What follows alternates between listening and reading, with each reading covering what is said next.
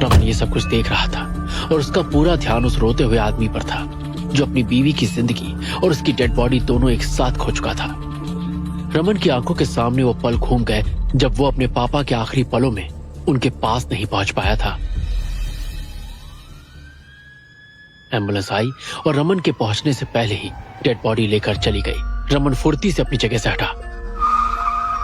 Screech की आवाज के साथ जोरदार ब्रेक लगे और एम्बुलेंस रुक गई। पुलिस वाले हैरान थे। कांस्टेबल नेगी ने कहा, अरे क्या हो गया, रुक क्यों गए? टायर पंक्चर हुआ है साहब। लेकिन भीड़ में खड़ा लोकेश देख चुका था कि ये पंक्चर एक नए से दिखने वाले आदमी ने किया था जो अब एम्बुलेंस से बहुत दूर खड़ा था। वो आदमी और कोई नहीं, रमन ही था। इंस्पेक्टर तिवारी ने एम्बुलेंस वाले से कहा, जल्दी पंक्चर ठीक करो और निकलो यहां से। और डॉक्टर चतुर्वेदी से कहना कि तिवारी का केस है, एक्सीडेंट है, महिला फिसल कर डूब गई। बस इससे ज्यादा बताने या बोलने की कोई जरूरत नहीं है। इतना सुनते ही लोकेश जोर से लपका जैसे उसकी सोचने समझने की शक्ति अभी आई हो। लोकेश ने दौड़कर कहा, ये नहीं हो सकता है, आप झूठ बोल रहे हैं, मेरी बीवी बहुत अच्छे से तैरना जानती थी। रमन ने देखा इंस्पेक्टर का चेहरा गुस्से में लाल हो रहा था। वो मानो लोकेश को थप्पड़ मारने वाला हो। रमन वैसे तो मारपीट से दूर रहता था, लेकिन आज अचानक उसके शरीर ने कुछ ऐसा किया जो उसका दिमाग कभी सोच भी नहीं सकता था। वो अचानक रोते हुए लोकेश के सामने ढाल बनकर खड़ा हो गया।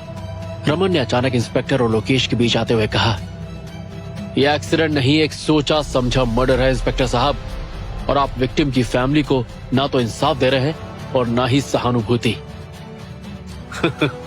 सहानुभूति? इंस्पेक्टर ने पहले रमन को ध्यान से देखा और फिर गांव वालों को देखते हुए पूछा, अरे कौन है ये? टूरिस्ट हो क्या? टूरिस्ट हो तो घूमो फिरो और जाओ यहां से, नहीं तो सेक्शन 186 लगा के अंदर कर दूंगा, पब्लिक सर्वेंट के काम में बाधा अटकाने के जुर्म में, समझा? लेकिन लोकेश ने आगे बढ़ते हुए रमन से तेज आवाज में पूछा, क्या देखा तुमने? तुम कैसे कह सकते हो कि मेरी बीवी का खून हुआ है? रमन ने समझाना शुरू किया, अगर आप ध्यान से देखेंगे तो आपकी बीवी के पैर की एड़ियों में बाहर की ओर निशान पड़े हुए हैं, जिससे साफ पता चल रहा है कि इनके पैर बांधे गए थे। और इनके ब्लाउज पर बने हुए कट्स, जिनको ये पुलिस वाले झाड़ियों से बने कट्स लिख रहे हैं, वो एकदम क्लीन कट्स हैं, जैसे किसी चाकू से बने हो। और इनकी आंखें भी खुली हुई हैं, मतलब मरने से पहले इन्होंने किसी से जबरदस्त फाइट की है। कहते हैं जब कोई मरने के बाद अपनी आंखें खुली रखे तो समझो वो अपने खूनी की तस्वीर उन आंखों में छुपाए बैठा है। बस हमें उस तस्वीर को पहचानना है। तभी भीड़ में से एक आदमी तेजी से आगे आया और जोर से चिल्लाते हुए बोला, ये लड़का झूठ बोल रहा है, मैंने खुद कल रात को इस औरत के चिल्लाने की आवाज सुनी थी, ये पानी में डूबते हुए चिल्ला रही थी। इंस्पेक्टर ने गुस्से से रमन से कहा, सुन लिया, डूबते हुए चिल्ला रही थी, अकेली, अब चल निकल यहां से।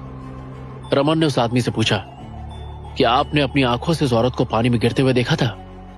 नहीं, लेकिन मैंने इसकी आवाज सुनी थी, उस आदमी ने जवाब दिया।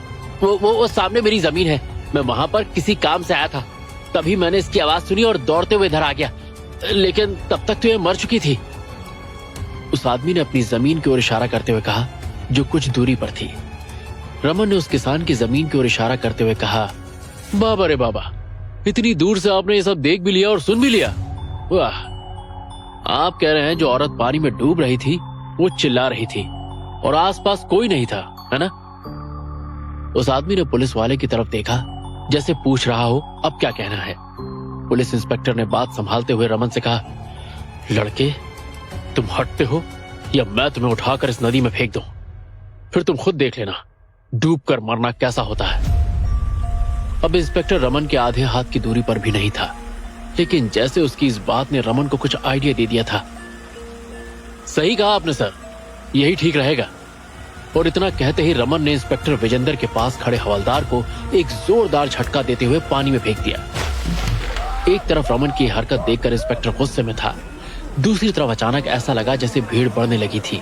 कुछ पुलिस वाले वहां से भीड़ को दूर खदेड़ने की कोशिश कर रहे थे, बाकी बचे हुए लोग कांस्टेबल को पानी से बाहर निकाल रहे थे। तभी रमन ने एक अजीब सी हरकत देखी। उस भीड़ के बीच में एक ऐसा आदमी था जिसने एक काले रंग की चादर ओढ़ रखी थी और उस समय वो किसी से फोन पर बात कर रहा था, जैसे वो यहाँ पर होने वाली हर बात की जानकारी किसी को दे रहा हो। तभी एक पत्थर उड़ता हुआ आया और एम्बुलेंस के शीशे को तोड़कर अंदर एम्बुलेंस के ड्राइवर को लगा। इंस्पेक्टर ने ड्राइवर के सिर से बहते खून को देखकर उससे कहा, अरे गाड़ी लेकर जल्दी निकल, पोस्टमार्टम आज ही होगा। इंस्पेक्टर की बात सुनकर लोकेश घबरा गया। उसने रमन के आगे हाथ जोड़े और कहा, भाई आप जो भी हो, अब आप ही मेरी शिवानी को इंसाफ दिला सकते हो। एक तरफ भीड़ और दूसरी तरफ रमन की हरकत पर भड़की पुलिस के बीच में रमन ने लोकेश की आंखों में डर और दर्द दोनों को अच्छे से देखा और उसका हाथ पकड़ के कहा, मेरा नाम है डिटेक्टिव आरडीएक्स और आपको इंसाफ जरूर मिलेगा। कौन है रमन? क्यों आया है वो यहां? क्या वो उस लाश को भीड़ से बचा पाएगा? आखिर क्यों फेंका उसने कांस्टेबल को पानी में? क्या हो रहा है इस गांव में? तंत्र मंत्र, मर्डर या कुछ और? क्या है ये मिशन जिसके लिए इंस्पेक्टर तिवारी परेशान है? रमन कैसे प्रूफ करेगा इसे एक मर्डर और कैसे बना वो डिटेक्टिव?